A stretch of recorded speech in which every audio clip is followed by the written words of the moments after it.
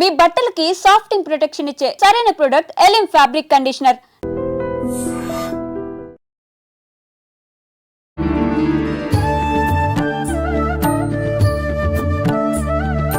నమస్కారం, welcome to I dream. ధర్మ మార్గం విత్ విజిత కార్యక్రమానికి స్వాగతం.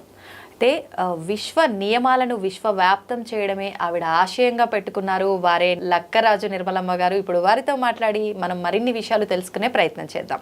అమ్మ నమస్తే. నమస్తే అమ్మ, లలిత సహస్రనామ పారాయణం పుస్తకం ఓపెన్ చేయగానే మనకు మొదటి పేజీలో కింద ధ్యానం అని చెప్పి ఉంటుంది, ఒక శ్లోకం ఉంటుంది. అసలు ఏంటి ఇది, ఎందుకు చెయ్యాలి, ముందరే ఇచ్చారు అంటే ఖచ్చితంగా ఇది చదివే నెక్స్ట్ పేజీలోకి వెళ్ళాలని చెప్పి అర్థం, అంటే దీన్ని స్కిప్ చేయొద్దు అని చెప్పి. ఎందుకనమ్మా? నేను కూడా నీలాగానే తుంటరి పిల్లనే. మాకు గురువుగారు, చింతలపూడి ఆశ్రమం గురువుగారు నాకు మంత్రోపదేశం చేసినప్పుడు ఒక శ్లోకం చెప్పారు.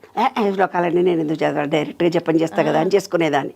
ఈ విశ్వ నియమాలను చేస్తున్నప్పుడు నాకు కూడా అర్థమైంది తప్పనిసరిగా ఏంటంటే మనకి ఇక్కడ ఒక చిప్ ఉంటుంది, positive energy, consciousness, sub consciousness, super consciousness అని 3 ఉంటాయి మనలో. మనలో ఉండే కాన్షియస్నెస్ అంటే మనం అందరం తెలిసింది పని చేస్తున్నాం. సబ్ కాన్షియస్ మైండ్ అంటే ఈత కొట్టడము, మళ్ళీ అంటే డ్రైవింగ్ చేయడము, ఇలాంటివన్నీ సబ్ కాన్షియస్ మైండ్ అంటే దానికి ఫీలింగ్ మాత్రమే తెలుసు.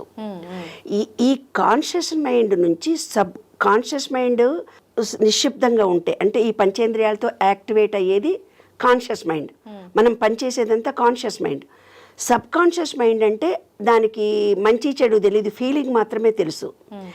ఈ కాన్షియస్ మైండ్ స్తబ్దంగా ఉన్నప్పుడు, అంటే రియాక్ట్ కాకుండా ఉన్నప్పుడు, ఈ సబ్ కాన్షియస్ మైండ్ ఫీలింగ్తో ఇచ్చినప్పుడు అది విశ్వంలోకి కనెక్షన్ కలుగుతుంది.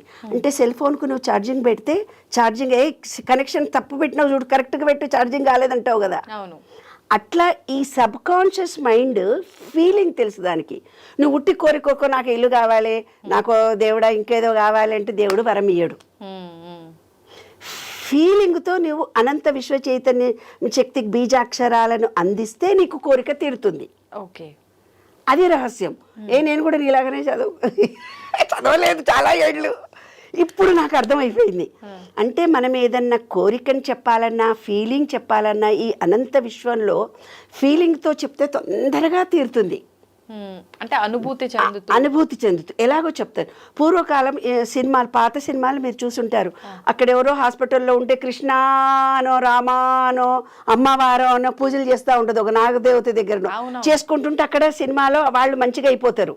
మా చిన్నప్పుడు కూడా అవన్నీ చూసి మేము అనుకునేవాళ్ళం అనమాట. మాకు ఎవరికైనా జ్వరాలు వచ్చేవి, చిన్నపిల్లలం కదా మేమందరం, మేము బాగా తుంటరోళ్ళంలే. మేము 6 మా పెద్దమ్మ పిల్లలు 6, 20 మంది పిల్లలం ఇంట్లో. ఏముందమ్మా దేవుడి దగ్గరికి వెళ్ళి పూజ చేసుకోపో, పూజ చేసి పాట పాడిపో, వాడికి జ్వరం తగ్గిపోతుంది, వాడికి అమ్మవారు పోసో జ్వరం వచ్చే ఉంటుంటది, వాడు ఏదో ఫ్రాక్చర్ అయ్యో ఉంటాడు. ట్రై చేసిర్రు అట్లా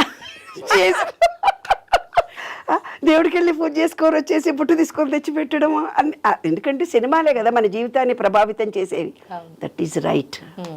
అంటే ఏదైనా ఒకటి ఫీలింగ్తో ఇస్తే, ఇప్పుడు మా అమ్మమ్మ సుమతి శతకంలో పద్యాలను, వేమన పద్యాలను ఊరికే ముసలిదాన్ని నిద్రపోకుండా ఏమిటిదే ఊరికే పద్యాలు పాడుతున్నామని. అప్పుడు నేను ఆలోచించుకునేదాన్ని, చిన్న వయసు పిల్లని కదా, అమ్మమ్మతో పెరిగాను కదా, అరే రోజు 1000 మంది, కోట్ల మంది పుస్తకాలు రాస్తున్నారు, కానీ వేమన పద్యాలకి, సుమతి శతకాలకి ఎందుకంత గొప్ప వాల్యూ ఉంది. ఇవాళ ఎంతోమంది టీవీలో కౌన్సిలింగ్ చేస్తున్నారు, ఎంతమంది ఆధ్యాత్మికవేత్తలు ఉపన్యాసం ఇస్తున్నారు, కోట్ల మంది ఎంతో ఇంటెలిజెన్స్ సైంటిఫిక్గా సైకాలజీ కౌన్సిలర్స్ 1000 మంది, లక్షల మంది సమాజానికి సేవ చేస్తూ హితం కోరి ఎంతో చెప్తున్నారు. అదే నేను విశ్వ నియమాలను 2 నెలల నుంచి చెప్తేనే 1 కోటి మంది అభిమానులు అయ్యారు నాన్న. అవును, అంటే నేను ఫీలింగ్తో చెప్తున్నాను నాన్న, ప్రతిదీ నేను అనుభవించి మీకు చెప్తున్నాను నాన్న. ఈ 12 నియమాలలో ఎంత గొప్ప రహస్యం ఉందో జీవిత అనుభవాలను జోడించి మీకు చెప్తున్నాను. ఒక అమ్మాయి ఫోన్ చేసి గడగడ మాట్లాడి, మీరేనా మేడం?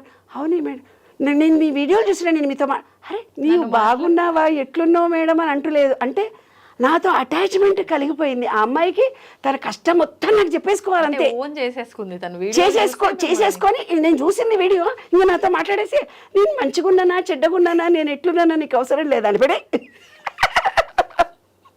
ఒక అమ్మాయి ఫోన్ చేసి, మేడం నీతో మాట్లాడాలి, మా ఆయన ఇప్పుడే నేను బయటకు పోయి వచ్చిన తర్వాత మా ఆయన నన్ను కొట్టిండు, నన్ను ఎందుకు కొట్టిండో మీతో నేను తెలుసుకోవాలి. అరే నీ ఇంకమ్మ కొట్టంగానే నాకెందుకు ఫోన్ చేసి కొంచెం ఆగవే, నేను ఏ స్థితిలో ఉన్నా, నేను 2000 పే చేసి గూగుల్ పే చేయి, నేను మాట్లాడతాపో, రేపు మాట్లాడతాపో అని చెప్పేసిన. అంటే వాళ్ళందరికీ నా మీద ఒక ప్రేమ కలిగింది, అభిమానం కలిగింది, నా మనిషి అనే భావన కలిగింది. ఎందుకు నాన్న ఈ సబ్జెక్టును విశ్వంలో అనుభవంతో ఇస్తున్నాను బంగారు తల్లి, అంతకంటే ఎక్కువ ఇంకేం లేదు. ఈ సబ్ కాన్షియస్ మైండ్కి నువ్వు ఫీలింగ్తో ఇచ్చే ఏదైనా, ఇప్పుడు ఎంతోమంది సైకాలజిస్టులు కూడా చెప్తున్నారు, కానీ అనుభవంతో జోడించి చెప్పినప్పుడు ప్రతి వాళ్ళ హృదయం కదిలిపోతుంది, ప్రతి వాళ్ళు నా మనిషి అన్న ఫీలింగ్ కలుగుతుంది. అయ్యో ఈమె కూడా నాలాగే బాధను ఎక్స్ప్రెస్ చేసింది కదా, ఈమె కూడా నాలాగే బాధల నుంచి బయటకు వచ్చింది కదా, ఈ మొక్కతి నన్ను అర్థం చేసుకుంటుంది.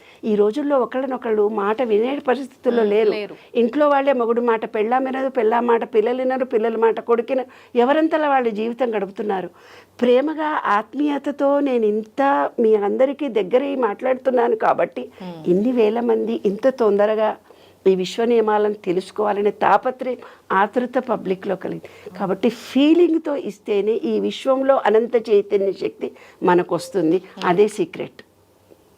కాబట్టి ప్రతి దాంట్లో విష్ణు సహస్రనామాలు చదివినా, మనకొక మంత్రోపదేశం చదివినా, ఏ పుస్తకంలో ఏ పుస్తకం మొత్తం పారాయణంలో చేసినా ధ్యానం అనేది ఉంటుంది. అది ఎలా చదవాలి? సింధూరారుణ విగ్రహాం త్రినయనాం మాళిక్యమౌళి స్ఫురత్ తారానాయక శేఖరాం స్మితముఖీ మాపీనవక్షోరుహాం పాణిభ్యామలిపూర్ణరత్నచషకం రక్తోత్పలం బిభ్రతి సౌవర్ణాంబరధారిణీ వరసుధా దౌతాం. ఇంకో దాంట్లోకి వెళ్ళిపోయాను చూసావా, నేను ఆ అమ్మవారి దగ్గరికి వెళ్ళిపోయా నేను. పాణిభ్యామలిపూర్ణరత్నచషకం రక్తోత్పల బిభ్రతి సౌమ్యాం రత్నఘటస్థరక్తచరణాం ధ్యాయేత్ పరాం అంబికా అరుణాం కరుణాతరంగితాక్షీ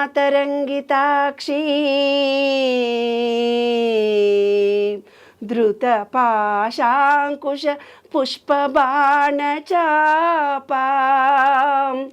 అనిమాది విరావృతాం మయూకై అహమిద్వేవ విభావయే భావాని.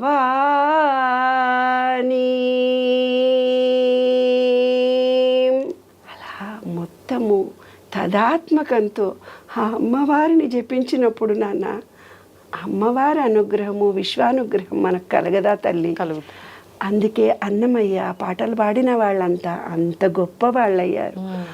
పాటలతో మన సబ్ కాన్షియస్ మైండ్ అనంత విశ్వ చైతన్యంతో ఈజీగా మమేకమైపోయి మనము తదాత్మంతో ఆ అనంత విశ్వ చైతన్యాన్ని మన ఎనర్జీ లెవెల్స్ పెంచుకోవడానికి అత్యధికమైన సులభమైన మార్గము ధ్యానం, పాట, లయ.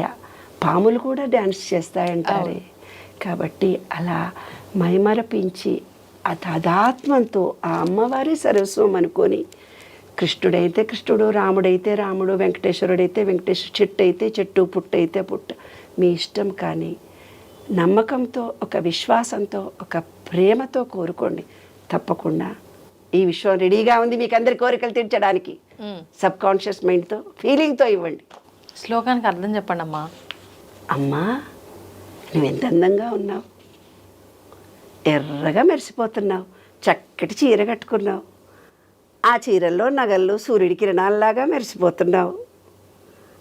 ఆ చీరలో ఆ చూపు నన్ను చూస్తున్నట్టుగానే ఉంది, ఆ చూపులో సూర్యకిరణాల కంటే గొప్పగా ఉన్నాయి, మణి మాణిక్యాలు వెదజల్లుతూ ఉన్నట్టుగా ఉన్నాయి.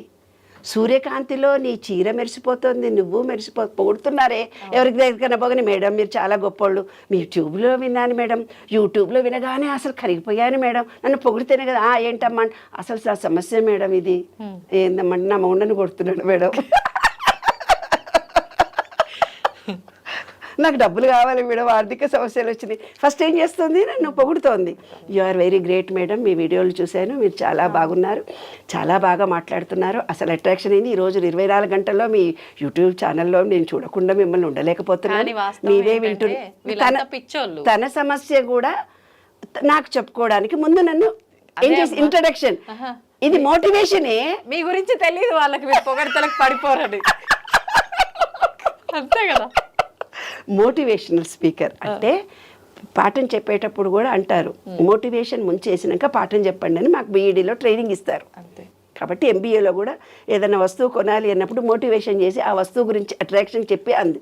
మరి లలితా పారాయణం ఇంత గొప్పదని చెప్పి లలిత చదివించకుండా లలితా పారాయణం చదివినాక ఫలితం చదవమన్నారు ఎందుకే? ఉల్టా మనకు. అదే కదా. కాబట్టి కొన్ని మనకు అన్నీ ఉల్టా చెప్పారు. ఎందుకని? ఎందుకో తెలీదు. మరి ఆ విశ్వ రహస్యాలలో మరి ఆధ్యాత్మికతలో మరి ఏమని ఆలోచించారో ఆ రోజులు పెద్దవాళ్ళు నాకు తెలీదు. కానీ ఫలితం చదివిన తర్వాత అది చదివితే ఇంకా గొప్పగా ఉంటుంది కదా కదా. కాబట్టి ఫలితంలో ఇప్పుడు కూడా 2-3 చదువుతున్నా. పాప ఎన్ని పేజీలు ఇచ్చారే లలితా పారాయణం అంటే. మన బాడీలో ఎంత చేంజెస్ వస్తాయి, మన బాడీలో అణువును ఎంత గొప్ప యాక్టివేట్ జరుగుతుంది, అంత గొప్పటి ఫలితాన్ని పొందుతాం. లలితా పారాయణం అంటే చిన్న సన్నది కాదు, చాలా గొప్ప అద్భుతమైన బీజాక్షరాలు ఉన్నాయి అందులో. ప్రతి అక్షరము మనలో ఎనర్జీ లెవెల్స్ని పెంచుతాయి. ప్రతి అక్షరము అమ్మవారిని పాదాలను చేరుకునేటట్టుగా చేసి అనంత విశ్వ చైతన్యంతో మనం మమేకమయ్యేంత గొప్ప పదాలు ఉన్నాయి. కాబట్టి అమ్మ ఇది వర్ణన, అమ్మగారి వర్ణన చేసి తర్వాత లలిత చదువుతాం. అవును. ఇంకా వదులుతావా? ఇంకేమన్నా పాయింట్ ఉందా? అంతే అమ్మా, అంతే సరిపోయింది. రావాల్సిన ఇన్ఫర్మేషన్ వచ్చేసిందమ్మా. Thank you.